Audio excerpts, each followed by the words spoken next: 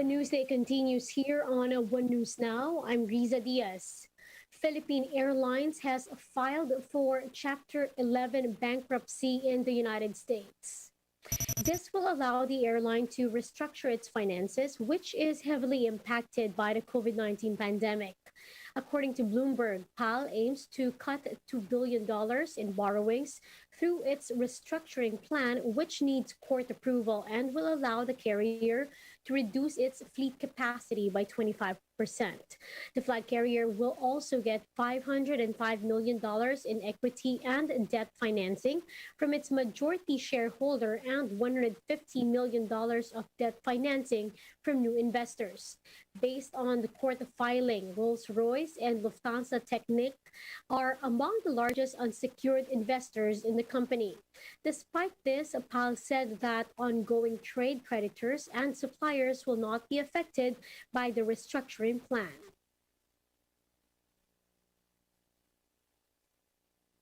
Meanwhile, other companies in the Philippine Airlines are hesitant to apply for bank loans, while others are unable to pay their dues. Despite this, banks have assured customers that the sector is far from collapse. Leylah Francisco with the story. Sales of this foam company dropped by 40 to 70% this pandemic as ongoing lockdowns continue to delay deliveries. This prompted the company's owner, Maria, to negotiate with the bank to restructure the business's loans and extend payment terms. Maria wants their sales to go to their employees first because they need it the most. Tao namin number one kasi like this time, siyempre ang daing nila yung pang day-to-day nila survival, kain lang. Maintenance namin sa warehouse, maintenance lahat na. Pag may excess, kaya kung may excess, sa loan na rin. Also heavily affected by the COVID-19 pandemic are tourism companies. The Tourism Congress of the Philippines says that some companies are unable to pay existing loans as they remain closed for over a year already. The group of exporters and businesses adds that their cash reserves are running low as the pandemic rages on. Some companies are now hesitant to apply for bank loans. Pagka wala silang pag-asa na maibalik yung negosyo nila, they're not also accessing bank loan because sayang lang mapapautang sila sa bangko and then but they have no source of income. Those small ones medyo gipit sila when there's the cash flow is being hindered by any of this slowdown or quarantine. It does affect financial position. As of July, bank lending dipped to 0.7% year-on-year, down for the 8th consecutive month. In an interview with the Chiefs, economist Andrew Masigan warns that the banking sector may not survive if lockdowns continue. Worst case scenario, the collapse of the banking system because you have a pile of non-performing debt. Businesses can't pay, businesses are belly up, lockdowns cannot go on indefinitely. But the central bank is confident that this will not happen anytime soon. That's a doomsday scenario, and we're very far from that because we're doing well on the vaccination front, and that I think the future lockdowns will be granular and targeted, and there will be no more regional or area big or nationwide lockdowns. Okay, so as I said, we're now on our way to recovery, although it's still fragile. The Bankers Association of the Philippines has assured the public that the sector remains resilient despite challenges. In a statement, the group says non-performing loans of banks will not have an adverse impact at this time since it has not yet reached double digits. Banks are also allowed to dispose non-performing loans to asset managers through the FIST Act. They will also continue to offer financial relief options to their clients in order to pay off obligations, which in return will also help banks. Leylah Francisco, we are One News.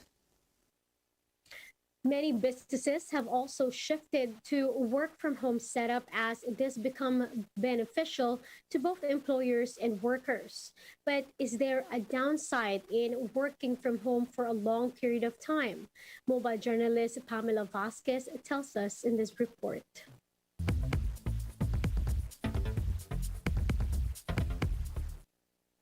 Many firms shifted to a work-from-home or remote working setup because of the COVID-19 pandemic. But experts are still split over whether work from home has more pros than cons. Take the case of Nina Terol, who is the Chief Marketing Officer of Talino Venture Labs, a company which builds fintech startups worldwide. Nina said the remote work setup turned out to be a big advantage for them.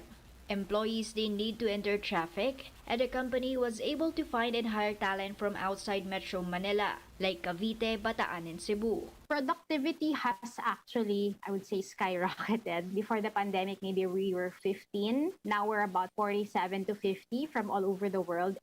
Human resource experts say they're seeing a trend where candidates only want to work for firms that allow remote work. It's not anymore an employer's market. May option na not to join your organization. Kung hindi ba kayo work from home, step up. But many say one of the biggest disadvantages has been longer work hours, wherein employees feel pressured to reply to messages or take Zoom calls at all hours of the day and night, sometimes across different time zones. There was a case that we were working in 3 time zones. We really had to actively check on each other.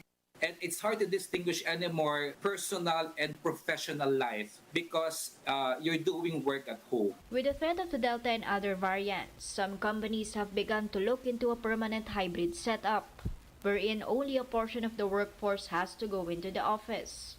Of course, this doesn't apply to certain industries, like tourism and manufacturing.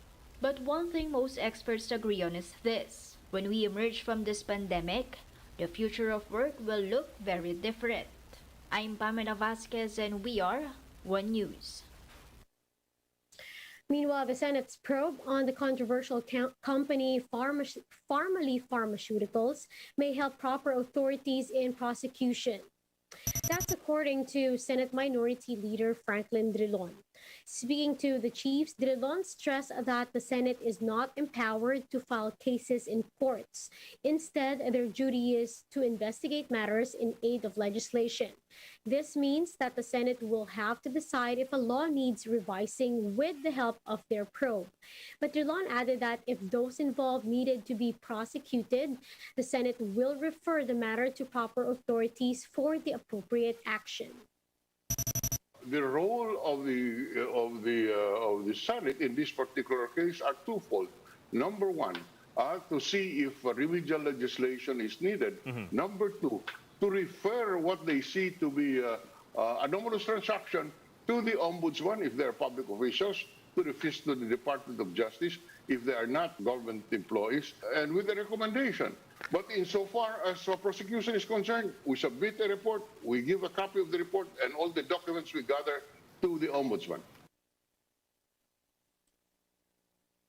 Meanwhile, another Chinese company supplying medical equipment to the government is currently in hot water.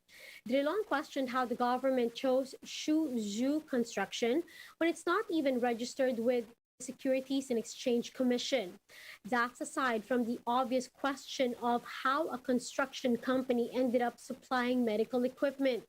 He said that the Senate will be sure to probe this issue, especially since the government has paid the company over $1.9 billion for medical supplies. He's the second biggest supplier, but this company is not even incorporated in the Philippines. The SEC has issued a certificate of non-registration. So the question we ask is, how can a Chinese construction and machinery corporation from China be favored with a $1.96 billion worth of contracts for the supply of medical supplies like face masks, face shields, etc. So again, this is something that we will have to look into.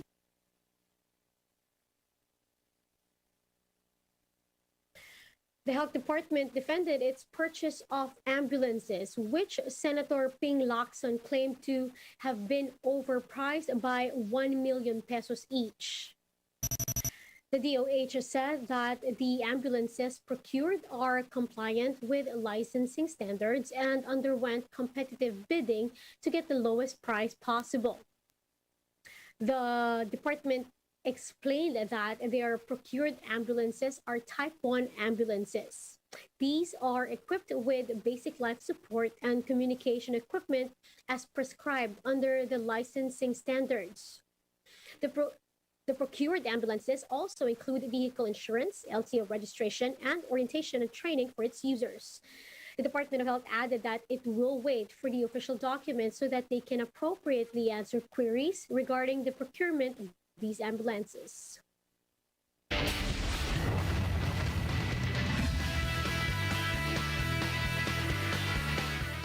The game between the Alaska Aces and the San Miguel Beermen scheduled later today will be postponed. In a statement, the PBA announced that the game will be rescheduled at a later date following the league's health protocols. Meanwhile, the game between Phoenix Super LPG Fuel Masters and NLEX Road Warriors will be moved to 4:35 this afternoon. Two-time champion Naomi Osaka has been dethroned at the U.S. Open by Fil-Canadian Leylah Fernandez. The 18-year-old took advantage of multiple errors from Osaka in the tiebreak and forced a third set against the frustrated four-time Grand Slam winner. Fernandez broke Osaka to start a third and held serve for the win. This is by far the biggest win in the rising career of the teenager who represents Canada but also has Filipino and Ecuadorian roots. She will face 2016 champion Angelique Kerber next. The Japanese Paralympic athletes hope the Games will help others recognize the capacity of people with disabilities to be employed.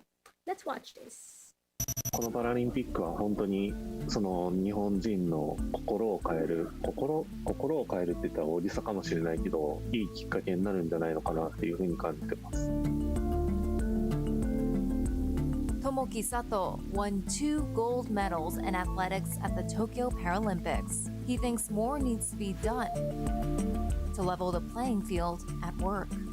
例えば障害者雇用してめちゃめちゃ仕事できるけど障害を持っていてこの仕事がちょっと立ち仕事だとかなんかそういうようなこととかができないよねとかトイレこういうふうに困るからここには配置できないよねとかっていうような理由で障害者雇用の給料とかって結構低めに設定されていたりとかしてる企業多いと思うんですよ。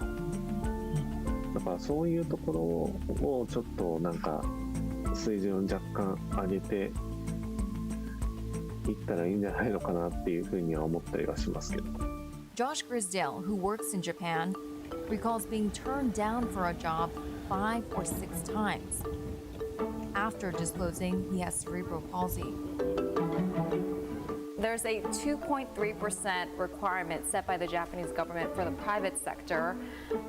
So there is some sort of, I guess, guideline for hiring people with disabilities and having them join the workforce. But do you think that's enough? Or is there more the government can do?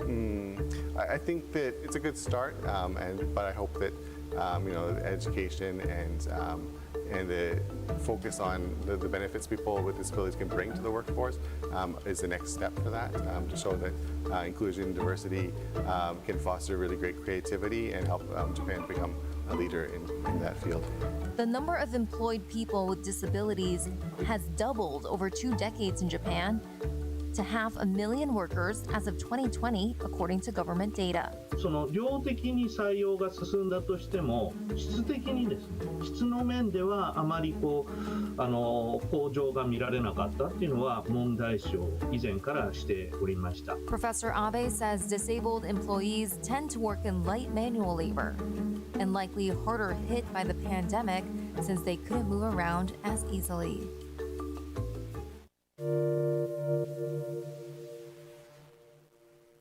And those are the top stories of the hour. Join us later again at 1 in the afternoon as we continue to monitor the day's biggest stories.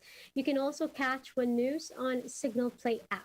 Register for a free account now, www.signalplay.com, and stream One News live anytime, anywhere.